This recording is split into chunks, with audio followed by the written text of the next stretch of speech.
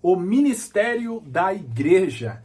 Esse é o tema da próxima lição dos adultos que iremos lecionar no próximo domingo. É a lição de número 7. Eu sou o professor Lucas Gomes e estou muito feliz em saber que você escolheu o meu canal para juntos prepararmos a próxima aula.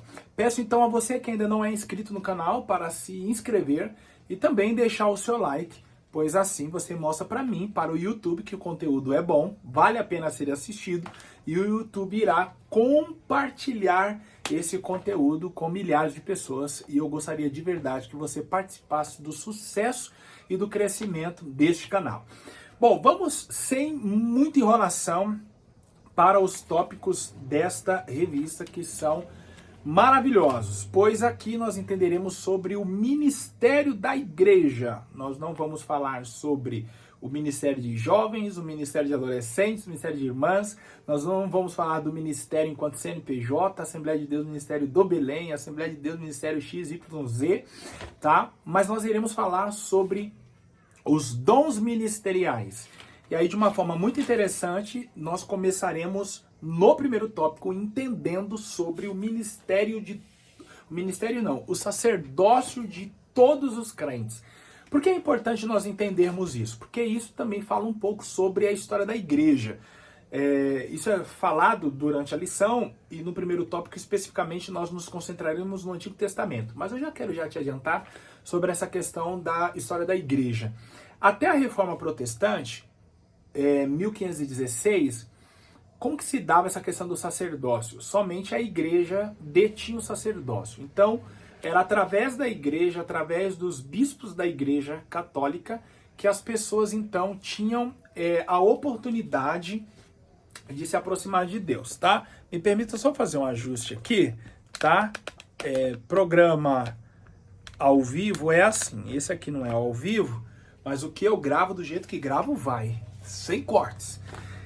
Então, retomando o assunto, o sacerdócio se dava a partir da igreja. Então, isso quer dizer que as pessoas precisavam da igreja, precisavam dos líderes da igreja para se aproximar de Deus. Martinho Lutero e os demais reformadores nos fizeram, então, compreender que todo crente tem um acesso livre a Deus. Tá? Nós vamos à igreja por outras razões. Não porque dependemos da igreja ou dos líderes da igreja para nos aproximar do Senhor. O nome disso é sacerdócio, tá? E aí, qual o melhor exemplo para nós entendermos essa questão a partir da Reforma Protestante? O autor nos dá no primeiro tópico desta lição. Ele traz como que se dava o sacerdócio, ou como que se deu o sacerdócio no Antigo Testamento, antes da família de Arão ser escolhida para ministrar diante do Senhor como representantes de todo Israel. Nós vimos o Abel e seu irmão Caim, Noé, Abraão, o próprio Moisés levantou um altar ao Senhor em Êxodo 17, pois a partir do 19 a família de Arão foi apontada como os sacerdotes, tá? Jó, se você não sabia, viveu na era patriarcal. Então, por isso que no capítulo 1 nos diz que Jó se levantava na madrugada e sacrificava em prol dos seus filhos, Por que isso acontecia? Porque o líder do lar era o sacerdote da família. A partir de Êxodo 19, quando nós temos então a entrega das leis e posteriormente a instituição do sacerdócio, nós não temos mais o líder das famílias com a liberdade de oferecer diretamente, ele tinha que entregar nas mãos do sacerdote, certo? Então, o que aconteceu em 1517 foi um retorno a essa liberdade de entrar na presença do Senhor, tá? Porque os sacerdotes que se denominavam assim, abusavam e cobravam pelo serviço, tá? E aí nós entendemos também no Novo Testamento a liberdade que Cristo nos deu. Aos Hebreus capítulo 10 nos diz que nós temos que ter ousadia, aos Hebreus 10, 19 e 20, nós temos que ter ousadia para entrar no santuário, pelo novo e vivo caminho que nos foi consagrado, tá? Então Cristo abriu esse caminho, nós temos a liberdade de entrar por este caminho. Quando nós olhamos ainda para o Antigo Testamento, nós vimos todo Israel assumindo também uma posição de nação sacerdotal. Então, para você poder entender, dentro da nação de Israel, das 12 tribos, Deus escolheu uma para ser a representante das demais, a tribo de Levi, e dentro dessa família, dentro dessa tribo, a família de Arão. Se tratando agora em um cômputo mundial, no quadro de todas as nações mundiais, Deus escolheu Israel para ser a sacerdotal. É justamente por isso que na festa dos tabernáculos, e nós vimos isso bem específico na inauguração do primeiro templo, eles sacrificavam bois, um boi para cada nação gentílica que existia na época. Então, até os dias de Salomão, se entendia que existiam 70 nações gentílicas. Então, na festa dos tabernáculos, eles sacrificavam 70 bois. Então, havia o sacrifício ali da nação, primeiro, e depois eles sacrificavam em nome das outras nações, tá? Como que rogando o favor divino para as demais. Salomão, de uma forma profética, sacrificou centenas, milhares de animais, como que quem dizendo, né? Tem mais que a gente não conhece, outros virão que precisarão também da gente. Então, Israel tinha essa missão sacerdotal, falhou na missão. Cristo, então, fez o que Israel deveria ter feito, apresentou Deus ao mundo de uma maneira assim muito íntima, muito particular, muito próxima, pois é a partir dos ensinamentos de Jesus que nós entendemos que Deus é Pai, e assim o chamamos nas nossas orações. A igreja, então, recebeu a mesma função sacerdotal. Por isso que Pedro, em uma de suas cartas, diz: vós sois a geração eleita, o sacerdócio real. Nós temos uma função sacerdotal. Então, enquanto corpo de Cristo, enquanto igreja, nós temos a responsabilidade de interceder pelas pessoas que estão lá fora e logo, né, apresentá-las aí diante de Deus. O segundo subtópico, então, nos fala sobre uma doutrina bíblica confirmada no Novo Testamento. E aí, o comentarista aqui ressalta sobre a questão de agora não somente sermos sacerdotes, mas sermos também a oferta, tá? E aí ele cita Romanos 12, 1 e 2, sobre nós oferecermos o nosso corpo como sacrifício vivo diante de Deus. Nós temos hoje a liberdade de ministrar diante do Senhor o louvor. E aí eu pergunto a você, professor, a partir de quando o louvor passou a ser uma oferta? Você sabia? Quer saber? Porque até então, a estrutura do tabernáculo foi montada pensando no sacrifício de animais. Logo quando você entrava no tabernáculo, ali no átrio, havia o primeiro altar, que era o altar dos holocaustos, ou o altar de bronze. Por que o primeiro? Porque havia dois. Lá dentro, no santo lugar, tinha um segundo altar, era o altar de ouro, onde era depositado o incenso. Então, o altar dos holocaustos, ele estava preparado e todo o sistema sacerdotal treinado para receber as ofertas e ali degolar, né, queimar no altar, enfim. Davi, quando começou a reinar e trouxe a arca de Kiriat Jearim para Jerusalém, ele montou uma tenda na cidade e colocou a arca. Todavia, toda a estrutura do tabernáculo permaneceu em uma montanha chamada Gibeão. Nesse mesmo lugar, o Senhor apareceu para Salomão uma vez. A segunda vez que Deus apareceu para Salomão foi em sua própria residência. Mas nesse lugar, Deus apareceu para Salomão. Então, a partir dos dias de Davi, em Gibeão, o sistema sacrificial estava em pleno vapor, mesmo que a arca não estava lá. Aprendeu-se a servir ao Senhor neste ambiente, sem a presença da arca. Porque você acha que o tempo que a arca ficou fora do seu lugar, o povo ficou mais de 20 anos sem servir ao Senhor? É claro que não. Então, da forma que eles já estavam, eles permaneceram. Davi pegou a arca de Kiriat Jearim, levou para Jerusalém, montou uma tenda. Então, assim, enquanto lá em Gibeão havia todo o protocolo a ser cumprido, ninguém entrava no Santíssimo Lugar, senão o sumo sacerdote, uma vez ao ano. No santo lugar, somente os sacerdotes e levitas. No átrio, o povo tinha liberdade, mas somente com oferta nas mãos. Caso contrário, não poderiam entrar. Na tenda que Davi montou para ali depositar a arca, a entrada ela era mais franca. Não quer dizer que qualquer um poderia abrir o véu e entrar. Mas quer dizer que o sacerdote e o levita, ao abrir, já estavam ali diante do ambiente onde estava a arca. O que eu quero dizer? O sistema entregue por Deus a Moisés, ele era mais restrito. O sistema agora permitido por Deus a Davi, para que ele conduzisse, era mais liberal. Então, enquanto aqui nós tínhamos o sacrifício de animais, aqui nós tínhamos outro tipo de sacrifício. Porque em Jerusalém não havia altar para sacrificar animais. Eles permaneceram sendo sacrificados em Gibeão. Em Jerusalém, os sacrifícios eram de louvor. É aí onde surge a figura do mestre do louvor, que é o cantor mor do livro dos Salmos. É aí que surge a figura de Emã, Asaf, Jedutum e todos os seus filhos. Ao total, aproximadamente 280 músicos que adoravam ao Senhor com diversos instrumentos, dos quais o próprio Davi construiu com as suas próprias mãos e depois ofertou para o templo. Então, assim, é como se ali, já de uma forma profética, fosse anunciado um novo tempo, onde sacrifícios não seriam mais de animais, e sim de louvor, de adoração.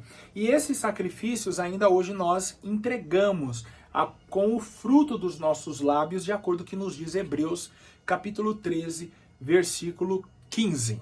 Certo, professor? Ficou bem claro esse ponto para você? Vamos partir então para o segundo tópico. A estrutura ministerial do Novo Testamento. E aí, como que se organiza então esse Novo Testamento? Ele se organiza da seguinte forma, de uma forma quíntupla.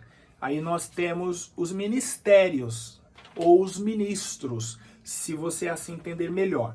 Nós temos os apóstolos, os profetas, os evangelistas, os pastores e mestres. E aí o segundo tópico, então, é a oportunidade que você terá de explicar cada um desses ministérios aos seus alunos. Eu quero aqui fazer uma análise do texto que nos fala desses ministérios. Aos Efésios, capítulo 4, dos versos 11 a 16. É o texto, é a leitura bíblica em classe, tá? Nos diz assim, ó. E aí eu gostaria que você pegasse uma caneta agora, tá? Se você estiver no transporte, no transporte público, se você estiver no trabalho, eu não sei aonde você está me assistindo nesse momento. Eu gostaria que você pegasse uma caneta, se não for possível, assiste a aula, quando você chegar em casa, faz essa atividade. Pega uma caneta ou um marca-texto, e aí onde eu for pedindo, você vai marcando, tá? Com círculo ou com um risco, enfim, porque depois eu trarei algumas explicações. Aos Efésios, capítulo 4, versos 11 a 16. E ele mesmo deu uns para apóstolos, e outros para profetas, e outros para evangelistas, e outros para pastores e doutores. Circula, por favor, a palavra ele, e ele mesmo. Então, circula o ele, depois. E ele mesmo deu, circula o deu, uns para, circula o para, tá? Então nós temos ele deu para, já tá entendendo, né? Agora nós vamos ler o versículo 12, e nos diz assim, ó: querendo o aperfeiçoamento dos santos para a obra do ministério, para a edificação do corpo de Cristo. Circula a palavra obra. Vamos à explicação. Paulo, escrevendo aos irmãos Efésios, explicou as funções daqueles que serviam a igreja. Eu entendo aqui que era uma orientação não somente para a igreja, mas também para os ministros. Se bem que se ali estavam nas determinadas funções, eles já sabiam o que deveriam fazer. Mas Paulo escreveu a fim de orientar a igreja. E aí Paulo diz assim, e ele mesmo deu. Quem é ele aqui? É Deus. Então, ele mesmo deu, tá? Além de ser um presente para a igreja, uma dádiva para a igreja, apóstolos, profetas, mestres, doutores, pastores, além de mostrar a liberdade, né, de Deus em dar, ele deu, ele quis dar, nos mostra o presente que a igreja recebeu, são dádivas, tá? Ele mesmo deu uns para. Aqui está nos falando então agora a função. Então ele deu um presente para a igreja. E qual é a função dessas pessoas que são presentes para a igreja? Quais são as funções? Ser apóstolo, ser profeta, ser evangelista, ser pastor, ser doutor. Ou mestre e doutor. Então essas são as funções, tá bom? São títulos. São ministérios. E aí o versículo 12. Querendo o aperfeiçoamento dos santos. Então veja, com qual objetivo Deus deu presentes à igreja? Aperfeiçoar os santos. Então esse é o objetivo. Por que Deus levanta um pastor? Porque Deus levanta um apóstolo. Só que aí não vamos entender aqui como cargo, tá bom? Vamos entender aqui como ministério. Lucas, me explica então o ministério apostólico nos dias de hoje. Vamos dar um exemplo do pastor José Wellington Bezerra da Costa, que é o meu presidente. Ele tem o dom apostólico, ele tem o dom do ministério apostólico. Como assim? O apóstolo era aquele que era enviado para abrir igrejas, para colocar pessoas para trabalhar nessa igreja e dali ele partia para abrir outras. Vamos pegar o ministério do Belém em São Paulo, quando o pastor José Wellington começou a liderar, e hoje, que ele já está aí, já, se eu não me engano, perto ou já passou dos 90 anos. O ministério cresceu de uma maneira assustadora. Diante disso, não tem como negar que este homem possui o dom do ministério apostólico. Igualmente, nós poderíamos citar pastores de outras denominações. R.R. Soares, na Internacional da Graça, Valdomiro, na Mundial do Poder de Deus, acho que esse é o nome. Então, são pessoas, até o próprio Edir Macedo na Universal, são pessoas que têm o dom de plantar igrejas.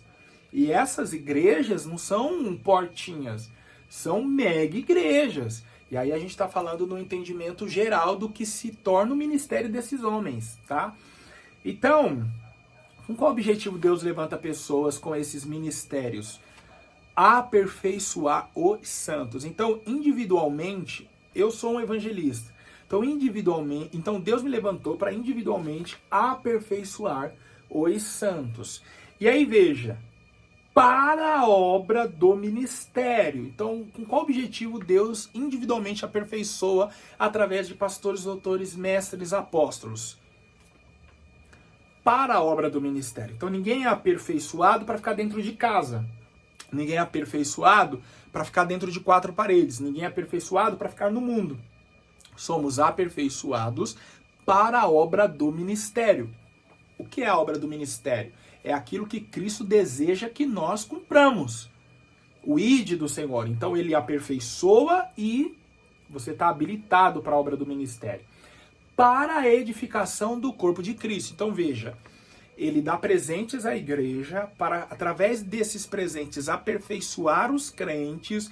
Uma vez aperfeiçoados, eles estão habilitados para a obra do ministério.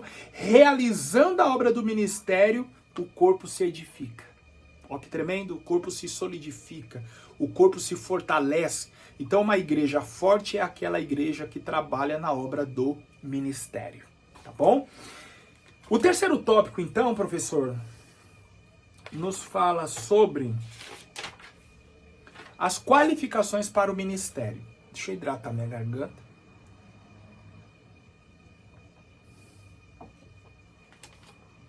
As qualificações para o ministério. Primeiro, ele nos traz as qualificações de natureza moral. Segundo, as qualificações de natureza social. E terceiro, as qualificações propriamente ditas para o ministério. Eu vou ler o primeiro, tá? Que nos diz assim, ó, as qualificações de natureza moral, só para você poder entender. O apóstolo Paulo expõe as qualificações para o exercício ministerial nas suas cartas pastorais. E aí quais são? O obreiro ele não pode ser apegado ao dinheiro, também não pode ser avarento, ele tem que ser irrepreensível, ou seja, ele não tem que ser uma pessoa onde os demais o acusem de algo, tá? Não quer dizer que ele tem que ser sem pecado, porque irrepreensível não quer dizer que seja alguém que não peca, mas quer dizer que alguém não comete pecados para escândalo, tá? Segundo subtópico, qualificação de natureza social. Aí nos fala sobre a questão dele não ser arrogante, tá? Dele também não ser irascível, truculento, violento, tá?